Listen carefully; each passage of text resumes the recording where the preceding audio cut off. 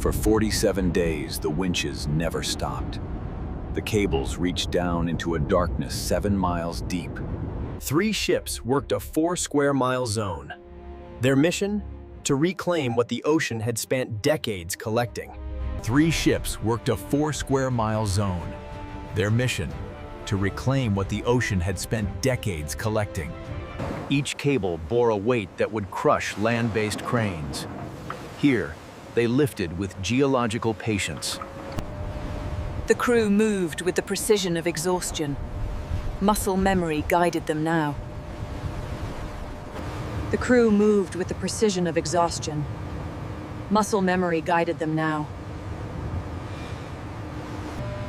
She slept in shifts, her body attuned to every subtle change in the winch motor's pitch. She slept in shifts, her body attuned to every subtle change in the winch motor's pitch.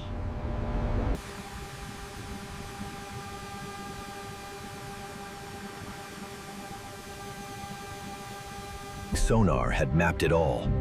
300 billion pounds of forgotten cargo, trapped in a geological net. Remote vehicles descended to rig the dead, connecting cables and lift bags to corpses of steel.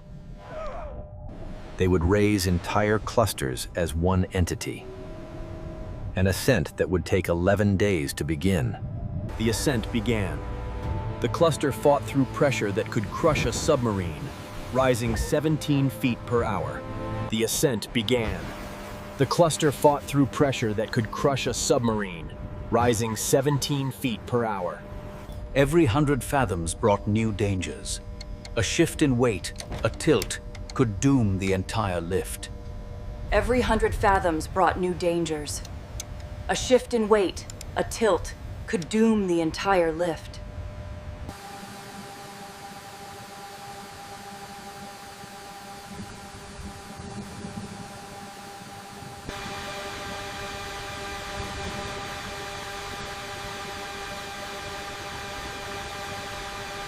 On the 12th day, at 4,000 feet, a cable snapped.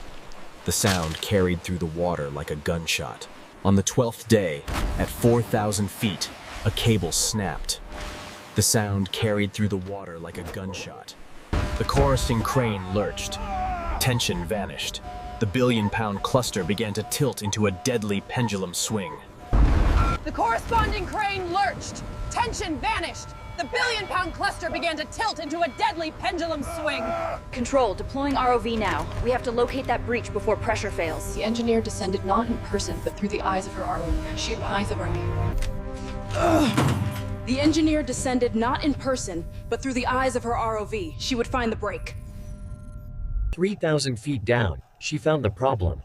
A corroded container had split, its contents shifting with crushing force. 3,000 feet down, she found the problem. A corroded container had split, its contents shifting with crushing force. With mechanical precision, she attached a replacement. The process took 6 hours. The cluster waited, hanging in darkness. With mechanical precision, she attached a replacement. The process took 6 hours. The ascent resumed, slower now, 15 feet per hour. The ocean fought every inch. The ascent resumed, slower now, 15 feet per hour. The ocean fought every inch. Other stations hauled their own ghosts, processed ore, twisted steel, sealed containers holding secrets. Other stations hauled their own ghosts, processed ore, twisted steel, sealed containers holding secrets. The ocean was not empty. Life investigated the intrusion. Impacts sent shivels up miles of steel. The ocean was not empty. Life investigated the intrusion. Impacts sent shivers up miles of steel. Marine growth claimed the rising dead, adding weight, adding drag, a biological coating of the deep. The user prompt explicitly requests audio, silence, and the audio description confirms silent. The deck crews prepared for each arrival. Their tools, chains, harnesses, and water cannons that could strip stone. The deck crews prepared for each arrival. Their tools, chains, harnesses, and water cannons that could strip stone. On day 14, fatigue, Cluster 8 breached.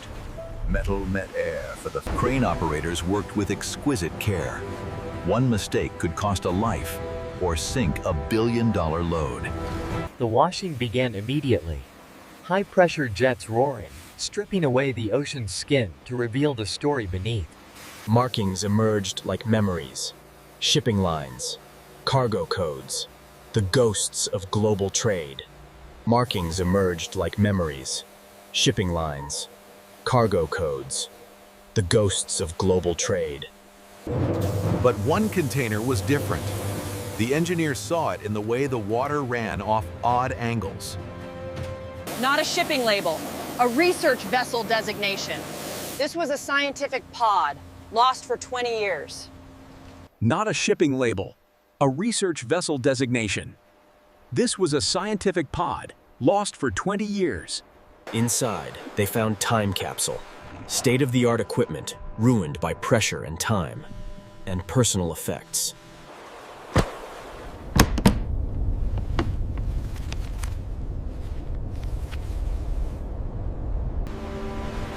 She stood at the rail at sunset. This rock had traveled down up twice.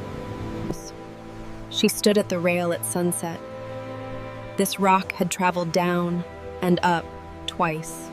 300 billion pounds. They had retrieved a sixth. Miles of cable yet to unspool. Years of work remained. 300 billion pounds. They had retrieved a sixth. Miles of cable yet to unspool. Years of work remained. The ocean took centuries to collect its treasure. They would take years to bring it back. A fair trade. The ocean took centuries to collect its treasure. They would take years to bring it back. A fair trade.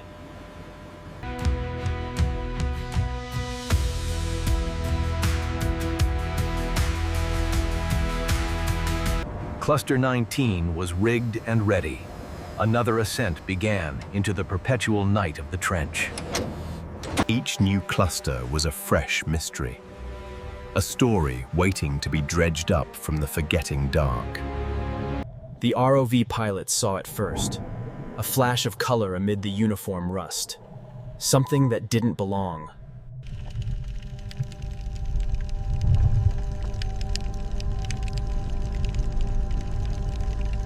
The manifest called them vintage units. To the crew, they were just more weight, more careful rigging. The rhythm was everything. Lift, wash, secure, descend again. A mechanical heartbeat on a vast, watery chest. Fatigue wasn't an enemy to be fought. It was the sea they swam in, as deep and constant as the trench itself. Weather was the only thing that could pause the deck work. But far below, the ascent never stopped. The loads would swing in the deep, pendulums thousands of feet long. The cables had to absorb the storm's fury.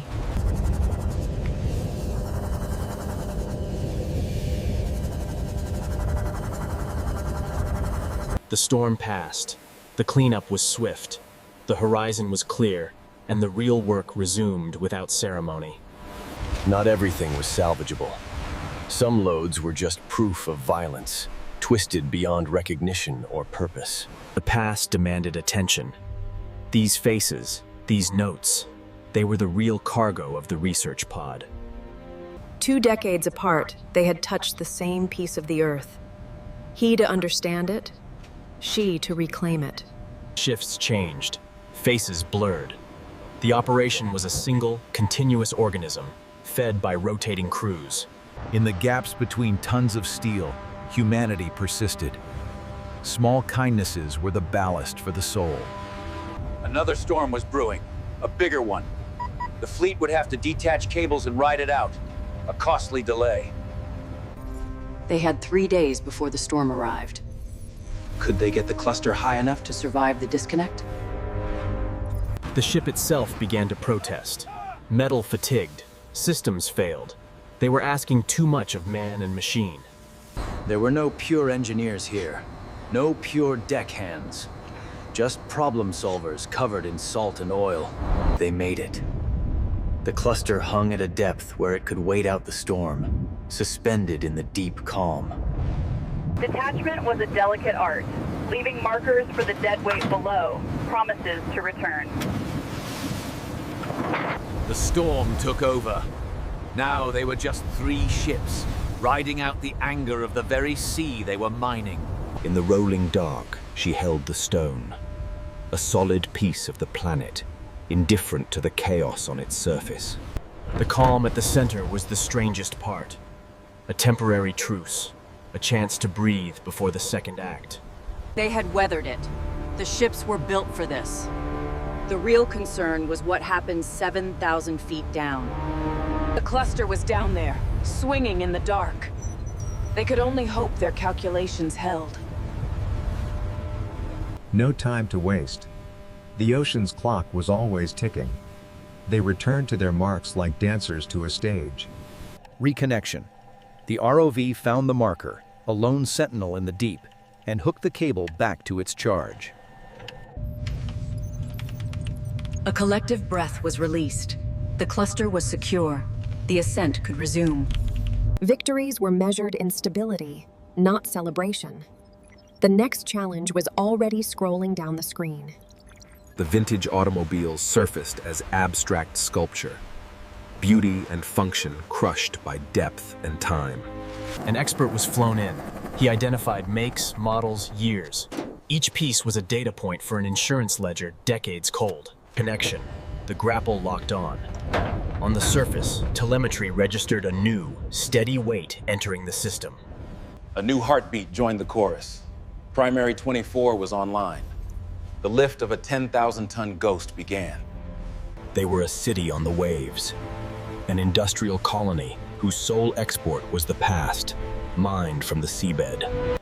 Injuries were logged, treated, and forgotten.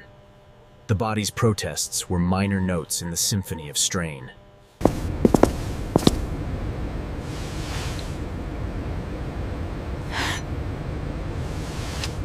The thermocline, a frontier in the water column where metal groaned and deep-sea life surrendered to the warmth. Every boundary crossed sent a ripple of data to the surface. Each anomaly was a question answered before it became a crisis. They learned from every whisper of failure. Each dataset refined the algorithm of recovery, making the next lift slightly safer. The umbilical to the world. A supply ship meant fuel, fresh fruit, and new faces to briefly disrupt the routine. They painted this themselves back in '62. Yes, you do. She shared the story, not as a lesson, But as a fact. The umbilical to the world. A supply ship meant fuel, fresh fruit, and new faces to briefly disrupt the routine. There was no orientation. You learned by doing. The deck was the only manual, written in moving steel and salt spray. The harmonic resonance on Cable 9 was the only welcome. The language here was data, not words. The research pod remained, a placeholder for a story now partially told, a reminder of the human cost beneath the tonnage. she shared the story, not as a lesson, but as a fact. This is what we do. We bring stories back from the dark.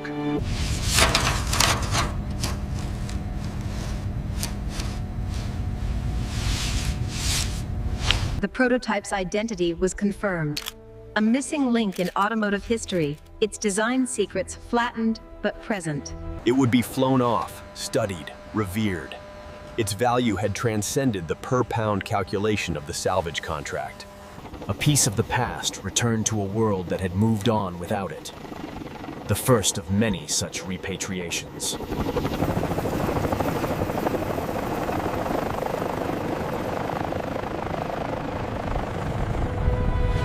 They navigated by instrument alone, trusting blips on a screen to keep them from colliding in the blindness. The fog changed nothing below.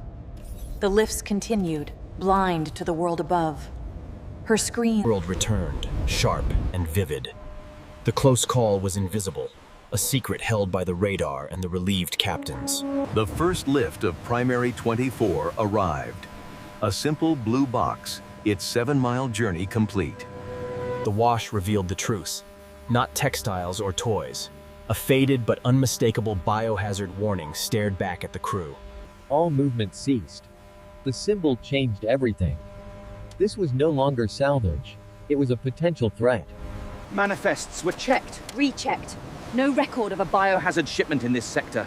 The ocean had thrown them a mystery laced with danger.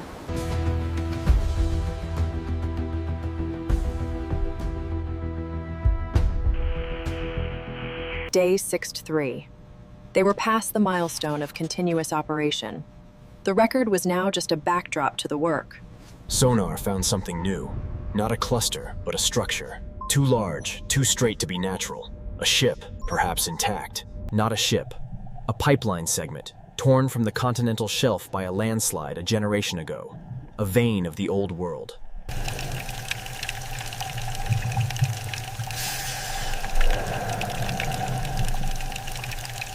The calculation changed. This wasn't salvage, it was demolition in reverse.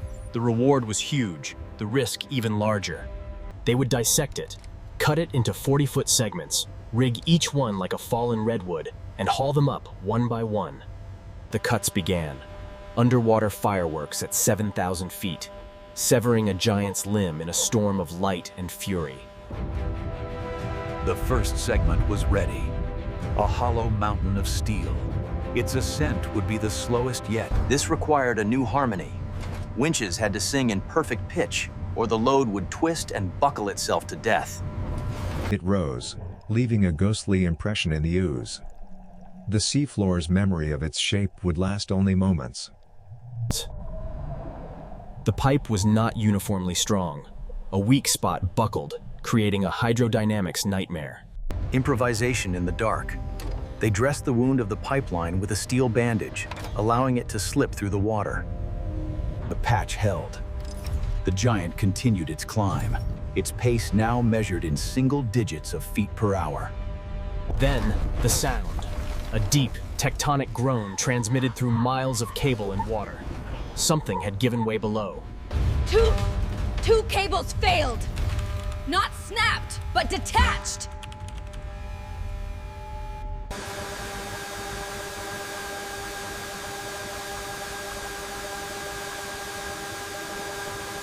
Emergency release. Drop the ballast weights. Cut it loose. They cut their giant loose. It drifted down, back into the dark from which it came. A silent, crushing defeat.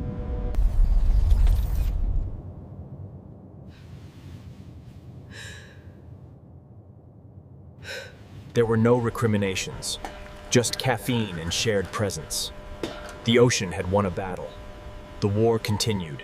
The analysis began immediately, not to assign blame, but to learn. The next segment would be rigged differently. They adapted. Stronger clamps, more attachment points. The ocean taught a harsh lesson, and they took notes in steel. They tried again. The climb was even slower, a statement of supreme caution. Every foot was a hard-won victory. It passed the point of failure. The tension did not break. A small, silent cheer went through the control room. When it finally surfaced, it was a leviathan. A dripping, alien thing. They attacked it with chisels and scrapers, not washers, peeling back the ocean's skin to reveal the prize within. The steel was good. High grade, thick. It would fetch a premium. The risk, the failure, had been worth it.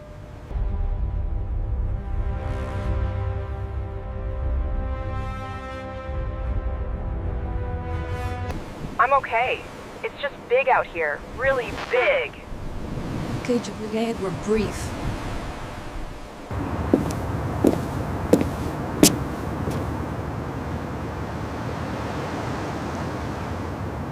Companionship here wasn't about talking. It was about sharing the view and the unspoken understanding it brought. The giant was processed, cut into manageable pieces, its identity erased, ready to be shipped and reborn as something new. The first export, a mix of history, hazard, and raw material, all bound for the smelters and markets of the world.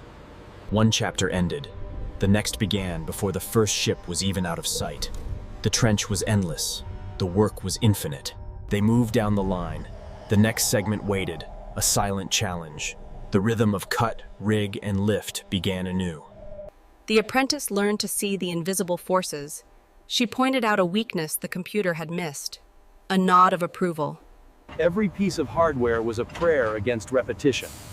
Maintenance was a religion, and the chief was its high priest. The true natives of the deep passed by, indifferent to the industry, a reminder of a world operating on a different clock. The new clamps bit deep. 12 points of contact, each one reporting secure. The grip was absolute. The second giant rose. Its data stream was a symphony of green. No wobbles, no spikes, just steady, upward force. It climbed through the zones of darkness, through crushing pressure, through strange currents, through eternal cold.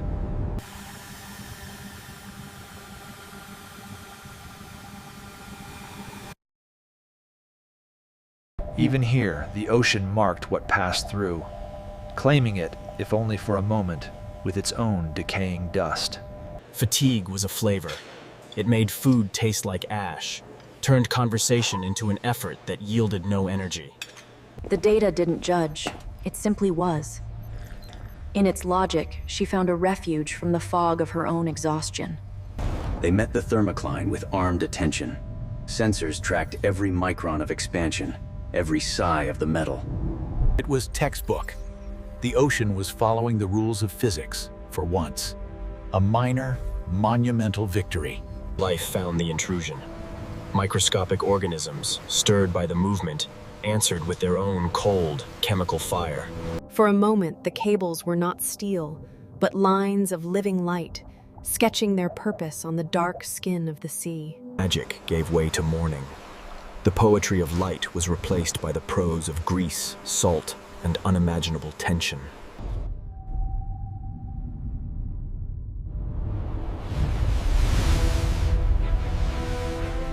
It announced itself not with sound, but with displacement.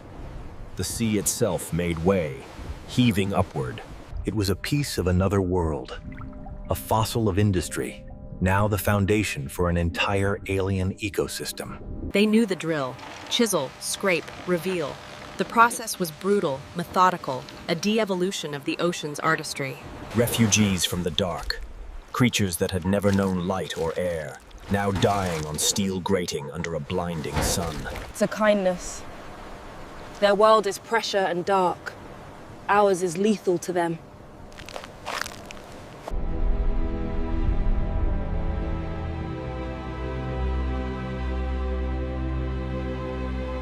Nothing was wasted.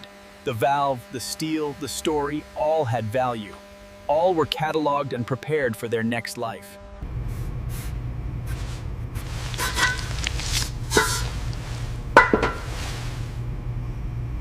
£68 billion, a number so large it felt fictional. Yet it was just a fraction of the target, a beginning. The company sent a chart, a simple progress bar. It was less than a quarter full. The message was clear: continue.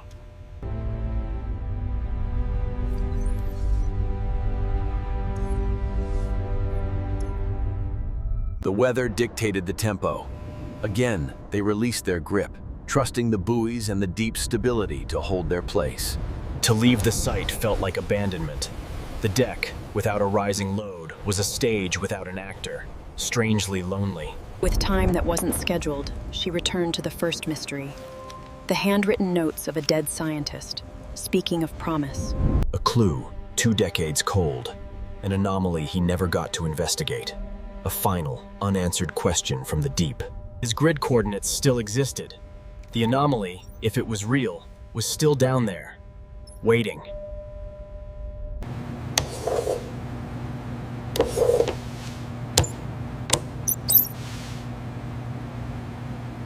They returned and picked up the thread as if never dropping it.